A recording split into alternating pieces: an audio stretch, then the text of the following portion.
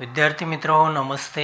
आपण इयत्ता 11वी सायकोलॉजी या विषयामधील जो 5वा टॉपिक आहे स्वस्थ मी सामान्य मी, ज्याला आपण हेल्दी मी अँड नॉर्मल मी असं म्हणतो आहे, या टॉपिकचा आपण अभ्यास करत आहोत. गेल्या लेक्चरला आपण अपसामान्य वर्तनाचे जे वेगवेगळे निकष होते, कुसमाजित वर्तनाच्या व्यक्तीचे निकष, या निकषांचा आपण अभ्यास केलेला होता. आज आपल्याला त्याच्यापुढे जाऊन अपसामान्य वर्तनाचे जे वेगवेगळे दृष्टिकोन आहेत, तर हे दृष्टिकोन आपल्याला समजून घ्यायचे आहेत. यामध्ये पहिला दृष्टिकोन आहे तो म्हणजे जैविक दृष्टिकोन, ज्याला आपण बायोलॉजिकल पर्स्पेक्टिव्ह असं म्हणतो किंवा बायोलॉजिकल अप्रोचेस असं म्हणतो आहे. तर हा अप्रोचेस किंवा दृष्टिकोन आपल्याला समजून घेणं या ठिकाणी महत्त्वाचं आहे. जैविक दृष्टिकोन असं सांगतो आपल्याला अपसामान्यत्वाचा जो जैविक दृष्टिकोन या ठिकाणी दिलेला आहे तो आपल्याला असं सांगतो की जैविक आणि शारीरिक घटकावरती हा भर देणारा जैविक दृष्टिकोन आहे. या दृष्टिकोनानुसार अपसामान्य किंवा मानसिक विकाराला आजार समजून, अपसामान्य वर्तनाला किंवा मानसिक विकाराला आजार समजून लक्षणावरून व्यक्तीवरती उपचार केले जातात. एखादा मनोरुग्ण आहे, एखादा मानसिक संतुलन ढासळलेला व्यक्ती आहे, याच्यामध्ये कोणत्या प्रकारची सिम्पटम्स आहेत, कोणत्या प्रकारची लक्षणं आहेत, ही लक्षणं गृहीत धरून विचारात घेऊन या लक्षणावरून अशा व्यक्तींवरती उपचार केले जातात. या व्यक्तींची मानसिक तपासणी करण्यापेक्षा या व्यक्तींना प्रत्यक्षात हॉस्पिटलमध्ये ठेवून त्यांच्यावरती, इस्पितळामध्ये ठेवून त्यांच्यावरती उपचार करण्यावरती भर देणारा हा दृष्टिकोन आहे. अशा रुग्णांवरती जे वेगळे मानसशास्त्रज्ञ असतात, हे मानसशास्त्रज्ञ त्यांच्या वर्तनाची कारणं शोधतात.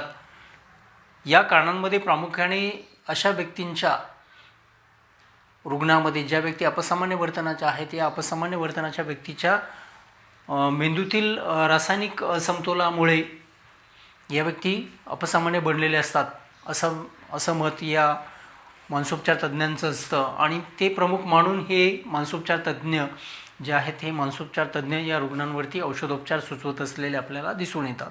तर अशा पद्धतीचा एकंदरीत जो जैविक दृष्टिकोन आहे, हा जैविक दृष्टिकोन अपसामान्यत्वाचा या ठिकाणी दिलेला आहे. त्यानंतर दुसरा जो दृष्टिकोन आहे अपसामान्यत्वाचा, तो आहे सोशल किंवा ज्याला आपण सामाजिक किंवा सांस्कृतिक दृष्टिकोन असं म्हणतो आहे, ज्याला आपण सोशल अँड कल्चरल अप्रोचेस असं म्हणू. तर या दृष्टिकोनामध्ये काय सांगितलेलं आहे अपसामान्यत्वासंदर्भामध्ये, तर अपसामान्य वर्तन हे कुटुंब किंवा समुदायाच्या सामाजिक सांस्कृतिक दृष्टिकोनावर अवलंबून असतं. बघा, अपसामान्य वर्तन हे कशावरती अवलंबून आहे? कुटुंब आहे, त्याचबरोबर समुदाय आहेत वेगवेगळ्या प्रकारचे, तसेच सामाजिक समुदाय आहेत, त्याचबरोबर सांस्कृतिक दृष्टिकोन आहेत. याच्यावरती हे जे सामाजिक सांस्कृतिक दृष्टिकोन असतात ते अवलंबून असतात. व्यक्तीच्या आकलनावरती ज्ञान असेल, भाषा असेल किंवा कला असेल, सामाजिक मानदंड, सामाजिक रचना यांच्यावरती या सगळ्या वर्तनाचा व्यक्तीच्या परिणाम होत असलेला आपल्याला पाहायला मिळतो. उदाहरणार्थ ॲनोरेक्सिया नावाचा जो या ठिकाणी आजार म्हणण्यापेक्षा थोडंसं विकृती म्हणूया, अपसामान्यत्व म्हणूया, तर अमेरिकेमध्ये ॲनोरेक्सिया नावाची जी अपसामान्यत्वाची जी लक्षणं आहेत ते लोकांमध्ये अशा पद्धतीने आढळतात की अमेरिकेतले जे लोक आहेत, हे लोक बारीक होण्यावरती जास्तीत जास्त त्यांचा भर असतो.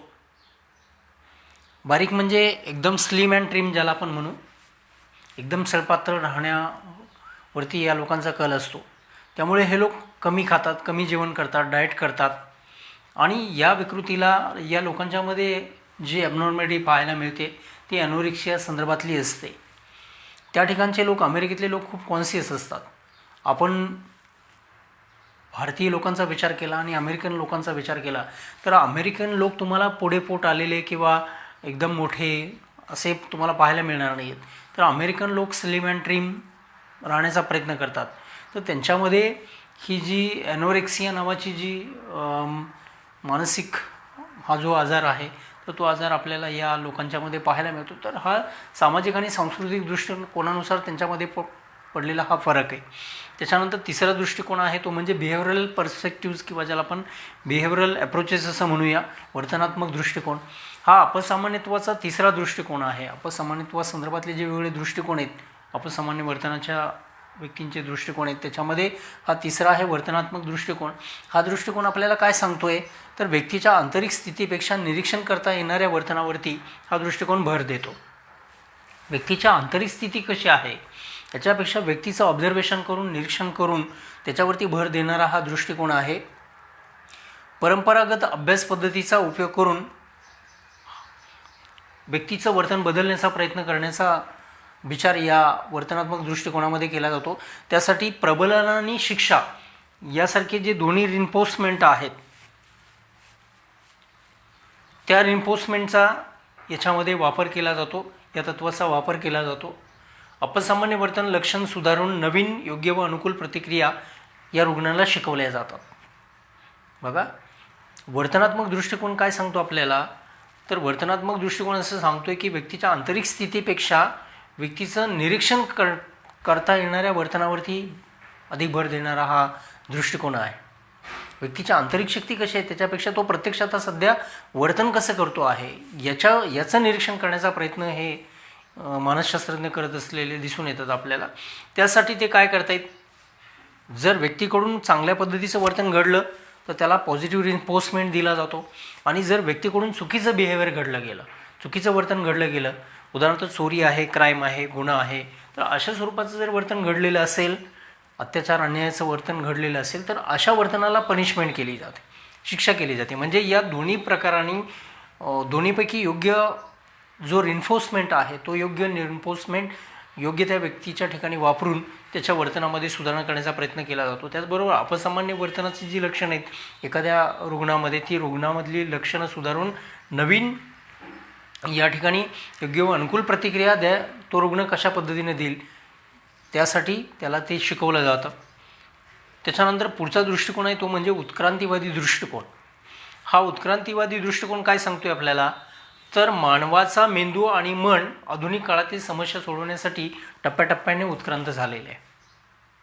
मानवाचा मेंदू आणि जे मन आहे, मानवाचा मेंदू आणि मन हे आधुनिक काळातील ज्या वेगवेगळ्या प्रकारच्या समस्या लोकांना येत आहेत त्या सोडवण्यासाठी हा मानवी मेंदू टप्प्याटप्प्याने उत्क्रांत होत गेलेला आहे.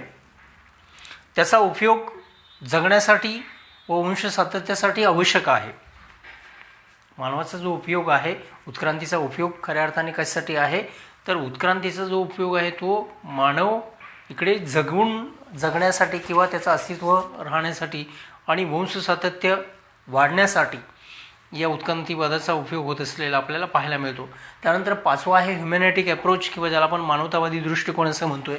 तर हा अपसामान्य वर्तनासंदर्भातला जो पाचवा दृष्टिकोन आहे तो पाचवा दृष्टिकोन आपल्याला असं सांगतो की मानवतावादी दृष्टिकोन म्हणजे काय आहे, मानवाच्या मूलभूत क्षमतांचा विकास करण्याचा प्रयत्न करतो.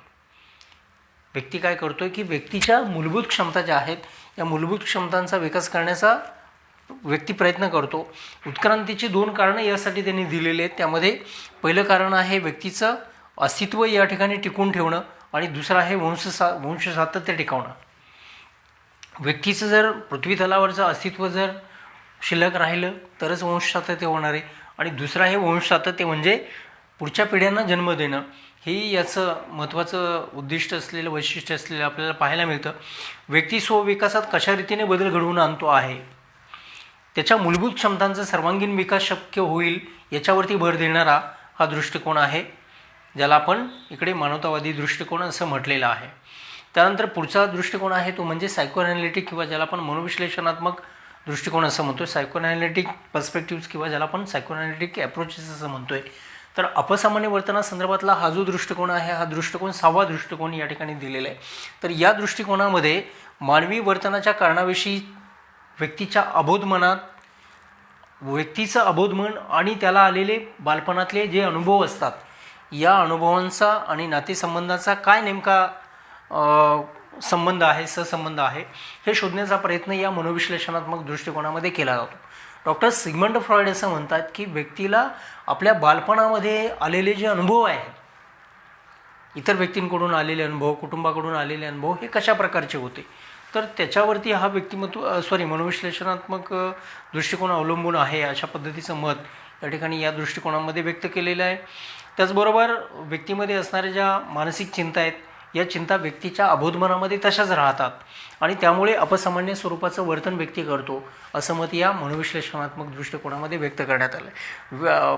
डॉक्टर सिग्मंड फ्रॉइड यांच्या मते व्यक्ती विकासामध्ये मुलांच्या आयुष्यातली पहिली 5 वर्ष खूप महत्त्वाची आहेत. जर पहिल्या 5 वर्षामध्ये जर त्याचा विकास निकोप निरोगी झाला, चांगल्या पद्धतीने झाला, तर निश्चितपणे त्या मुलाचं व्यक्तिमत्व पुढच्या आयुष्यामध्ये चांगलं बनतं. परंतु इथे जेव्हा एखादा व्यक्ती अपसामान्य वर्तन करतो त्यावेळी याचा अर्थ असा होतो की या मनोविश्लेषण दृष्टिकोनानुसार की त्या व्यक्तीच्या आयुष्यातले बालपणीचे जे अनुभव आहेत त्याचे, तर हे अनुभव अतिशय कटू स्वरूपाचे आलेले असतील.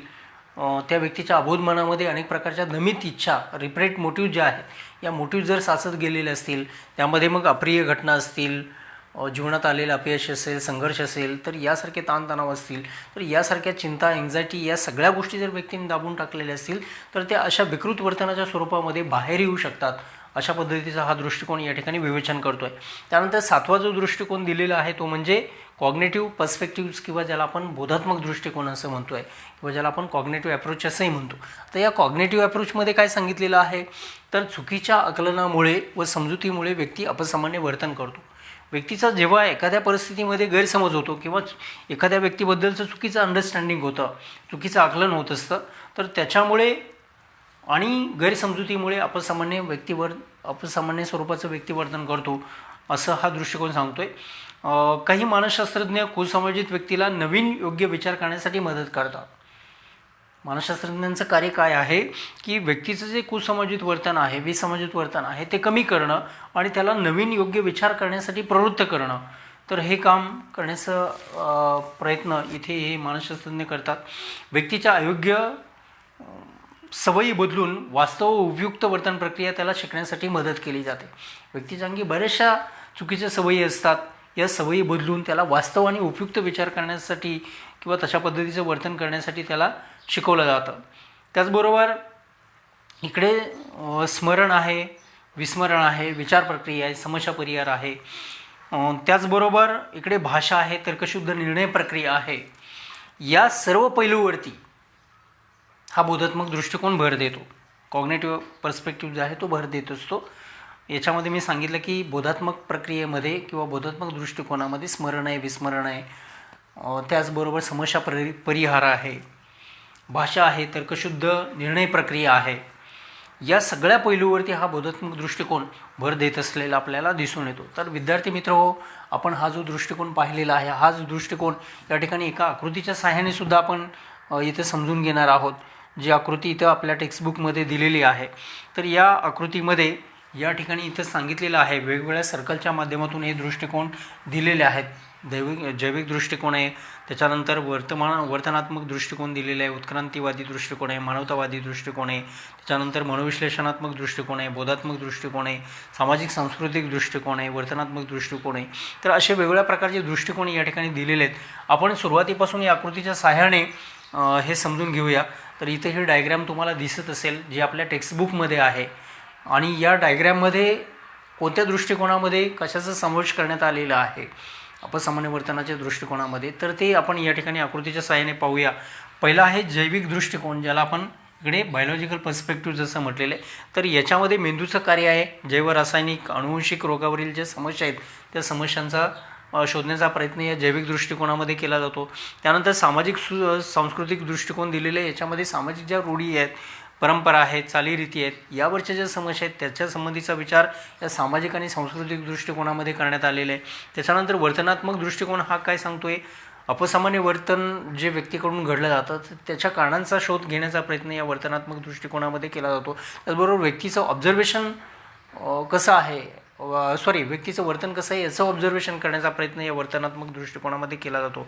त्यानंतर उत्क्रांतीवादी दृष्टिकोनामध्ये अतिशयोक्ती या घटकाचा विचार केला जातो. त्यानंतर मानवतावादी दृष्टिकोन दिलेले आहे, याच्यामध्ये वैयक्तिक विकासाला बाधा आणणारा जो विचार आहे तो मानवतावादी दृष्टिकोनामध्ये अभ्यासला जातो. त्यानंतर मनोविश्लेषणात्मक दृष्टिकोनामध्ये अबोध मनातील जे संघर्ष असतात हे संघर्ष कमी करण्याचा प्रयत्न या मनोविश्लेषणात्मक दृष्टिकोनामध्ये केला जातो. त्याच्यानंतर बोधात्मक दृष्टिकोन दिलेले आहे, ज्यामध्ये व्यक्तीचे चुकीचे विचार असतात तर ते विचार कमी करण्यासाठी आणि व्यक्तीला वास्तववादी विचार करण्यासाठी प्रवृत्त केलं जातं.